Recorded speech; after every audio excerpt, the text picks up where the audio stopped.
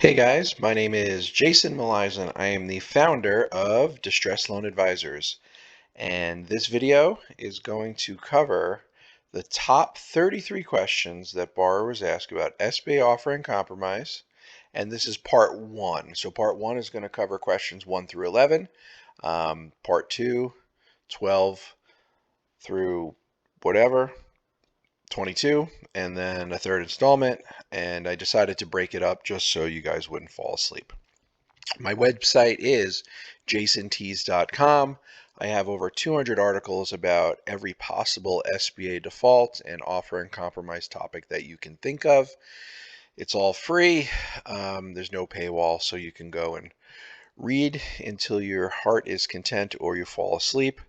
And I've been helping borrowers since 2009. All I work on are SBA offer and compromise issues. I don't handle any other types of debt, commercial, residential, or anything like that. I only handle SBA offer and compromise. So here we go. Number one, is it possible to settle an SBA disaster loan? It is possible, but it's difficult. Disaster loans are serviced in a different office than regular SBA loans. What that means to you is that the people that you're dealing with are not quite as competent as the people who work in the regular SBA offices. My experience has been that the disaster loan people are more interested in checking the box and making sure that you have 10 years of bank statements and that you've crossed every T and dotted every I. And yeah, my experience was that they look for reasons to kick it back to you rather than just make a reasonable decision. 1B, I slipped this one in here. Is it possible to settle once an SBA loan has been referred to the Treasury? Yes, but it's also very, very difficult. The thing that I preach to people is if you want to settle your SBA loan, do it sooner than later. Do it directly with your lender, or if your lender has transferred the file to the SBA and you get that 60-day letter, contact the SBA and get something worked out with them immediately. If it gets referred to the US Treasury, it's going to be much more difficult to settle, and your options to settle are going to be more limited. So if something gets sent to the Treasury, there are things that the Treasury can do to collect from you if you don't come to the table. They can garnish your personal tax returns, your federal tax returns. They can garnish your wages, and they can garnish your Social Security if you're ever entitled to it. On top of that, anything that gets referred to the US Treasury gets a 28% penalty added to your original loan balance. So nobody wants that. So again, try to work things out through the offer and compromise process directly with your lender or through the SBA. Question number 2, how long will it take to settle my SBA loan? The answer, as with many things in life, is it depends. There's a lot of moving parts here. If you have equipment to sell, if there's real estate that needs to be sold, if your lender still has the loan or if it's been referred to the SBA, because lenders, they have committees that they need to go through. So, that in of itself can take a couple of months. If it's just been referred to the SBA, it could take a little less time. Um, so, you know, the rule of thumb is it's going to take longer than it should. I always joke that pretty much every settlement that I have that takes 8 months could easily be done in 15 minutes, but you know, it's our government. They're likely understaffed at this point because they have not been really doing collections during coronavirus. And now they just started. So they likely have more people who are looking to settle than there are people to actually review the settlement. So, rule of thumb, it's going to take a while. I tell people 4 to 8 months, but that's a very general kind of just how things have played out. The specific circumstances of your situation are really going to dictate that. Next, this is my favorite. What can a workout specialist do that I can't do for myself?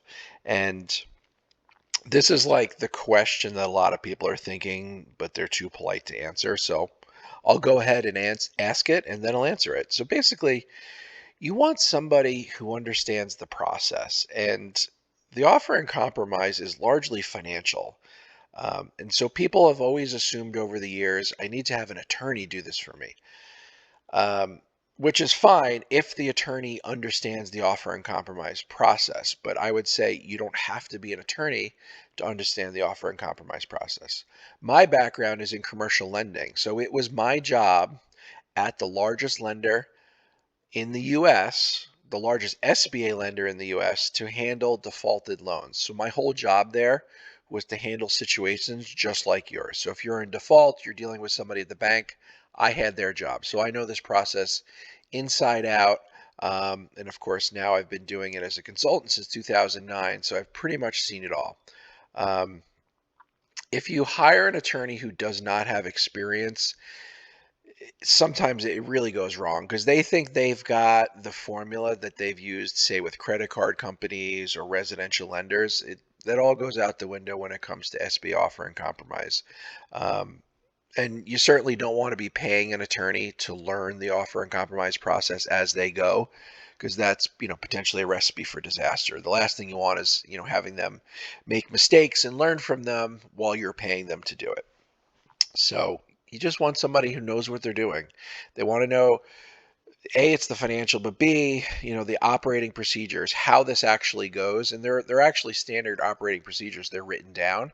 But then the SBA doesn't follow those to the letter of the law. So you also need somebody who has actual experience in, what kind of things is the SBA looking for? What are they willing to accept? What are they not? Even if it deviates from their SOPs. Next, can they foreclose on my home if I default on an SBA loan? Well, yes. In some states they can, other states don't allow it. Like, for example, Texas has homestead exemptions. So in Texas, if your home is declared a homestead, they can't even take it as collateral. They can't go after it. But other states where you can pledge your home, if there's equity, they can foreclose on it, especially if you pledge it as collateral. The rule of thumb at the bank that I worked for was if there was $40,000 or more in equity, we would have to go after it if we couldn't work out a deal. So at the end of the day, the SBA is not interested in kicking people out of their homes. But if push comes to shove, they'll do it because they do need to collect the money that was lent to you, the borrower, and that it's their job to recover it because these are taxpayer funds. Next, can they shut down my business and sell the assets? They can. It is difficult for them to do that. A lot of lenders won't do it, but some will. But if you think you're just going to ignore letters that you get from them and calls from your loan officer, um, if there's assets that have value, they will come after them. Now, a lot of the times they don't, but there's really no way to know going in. So the last thing you want to do is play this game of chicken with them and ignore it. And the next thing you know, the sheriff's knocking on your door and, changing the locks or something like that. So, as I say numerous times in the articles on my website, be proactive, communicate in good faith, and try to work things out. Ignoring it generally does not make things better, and it doesn't make them go away. Next, what's going to happen if the bank sues me? I will preface this. I am not an attorney. This is not legal advice. This is just based on my circumstances. Sorry, this is based on my experience. Your circumstances may dictate that you really want to talk to an attorney about this. Now, with that said, um, they can get a judgment against you, which basically is the court saying, yes, this debt is valid and legal. And if they get the judgment against your business, they can go after the business assets. If they get the judgment against you personally, they can levy your personal assets. So they can levy your personal bank account, stuff like that. If you fail to respond after they get a judgment, they can actually send an information subpoena in some states, which basically says you are legally obligated to answer this question. And mostly they're asking, where is your money? If you don't answer it, in some states, you could actually be arrested. I've never seen it. But why play a game of chicken with these guys? If the bank is suing you, something probably has gone wrong, and it probably could have been addressed earlier. Like I said earlier, if you're just willing to work with your bank in good faith on this stuff, you could avoid a lot of the nasty litigation. And here's another point that I wanted to make about hiring an attorney. If you hire an attorney and the bank has their own workout person working on it, they frequently will hire their own attorney. So now you're going to be paying your attorney to talk to the bank's attorney, and that clock's going to be running. And you know what? The bank's going to ask you to pay the attorney's fees too, if this thing ends up settling. So, if you can deal with them with the workout officer directly, it's going to save you a ton of money. And if you have a consultant like me telling you exactly what to say, what to send them, how to say it, you could avoid the additional cost of having the attorneys essentially just charge you to communicate with each other. Because I will tell you, even bank attorneys don't know the SBA protocols. Their job is to handle the legal stuff, so like lawsuits, but they don't know the SBA protocols. So all they're doing is taking the information and sending it over to the banker and charging for their time to do that. Next, moving on, is my home in danger if I did not pledge it as collateral? Possibly. And here's why. Even if you didn't pledge your home to begin with, some states they can place what's called a judgment lien on the property. So if you owe them $500,000 and you personally guaranteed it, which you almost universally are required to do, they can sue you, get a judgment, and then place a lien on your home. Whether or not they can foreclose on that, I think that depends on the state. But at the end of the day, you really don't want to have a lien on the property because that means you can't sell it or refinance it without dealing with this debt. Next, when I make a settlement offer, does it go through my lender or does it go directly to the SBA, or who am I dealing with? And the answer is it depends, because the bank obviously originally is your servicer. So you took the loan and they continue to service it as you make the payments. Now, once you're in default, in most cases, you should have the opportunity to deal directly with the bank. There are some banks who don't know what they're doing, who immediately will send it to their own attorneys, or they just close their file and send it to the SBA. Those are the exception. In most cases, you should have the opportunity to deal directly with your lender. I always recommend that because then there's no time pressure. There are cases where at some point the lender will send it over to the SBA and you're going to get this 60-day letter. As of now, post-COVID, the SBA is sending out thousands of these letters, and I know that because I'm getting calls about them. If you get that 60-day letter, then your lender is no longer involved. And in that case, you would need to send the settlement offer directly to them. And a note about that 60-day letter: if you don't respond to it and the 60 days elapse, it's going to go to the Treasury.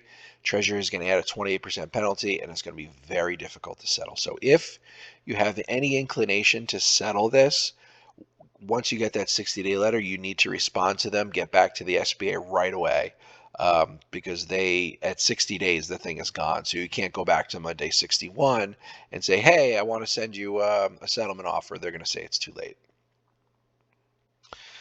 Next, my bank sucks to deal with. Can I move that? I can't move that. My bank sucks. Can I just go deal with the SBA? Unfortunately, no. As long as the bank is servicing the loan, you are stuck with them. Unless the bank is just, basically ignoring you, not acknowledging in any way, then in that case, you can go to the SBA and say, hey, the bank is not doing their job. But otherwise, if you just call the SBA because you're not getting the answer that you're looking for, so in other words, if they're saying, no, we won't settle with you because of X, Y, and Z, going to the SBA and saying, hey, I need you to step in for me, that unfortunately won't happen. They always defer back to the lender because really it's not their job to be stepping in and reviewing that stuff. They depend on their lenders to vet offers initially, and they kind of stick with that. Number 10, we're almost there, guys. The bank got their 75% back, so all I need to do is just pay them the other 25%, right? And the answer is no. The SBA guarantee exists for the lender only. So in other words, it's not like a rich uncle who's stepping up and paying the loan for you. All it's really doing is it's laying off the loss from the bank to the SBA. So the government's taking the hit on that. So that means going forward, once the SBA reimburses the bank for 75%, 75 cents of every dollar goes back to the SBA when they collect. So if they collect $100 from you, the bank keeps their 25 and 75 goes back to the SBA. And the final question of part one of this marathon of a YouTube video is, if the SBA doesn't get me out of my personal guarantee, why did I bother with an SBA loan? I've had this question a bunch of times, and it's unfortunate that it's not communicated well by lenders. But basically, the whole idea behind the SBA loan program is that you wouldn't qualify for a conventional business loan because typically it's because of collateral requirements. Most require, a specific amount of collateral, whereas the SBA, if you've got good cash flow, good credit, good experience, they will actually still do the loan despite the lack of collateral. So really, the SBA loan is there because it helps people obtain loans when they otherwise could not get them. But what it does not do is get you out of the loan if you default. So that's it. That's the end of part one. Like I said earlier, if you would like to contact me, my website is jasontees.com. You can book a consultation, a case evaluation right through my site. My calendar's on there. All you have to do is pick the date and time. So that's it. If you enjoyed part one, please take a look at part 2 and 3 for the remainder of the top 33 questions that borrowers ask.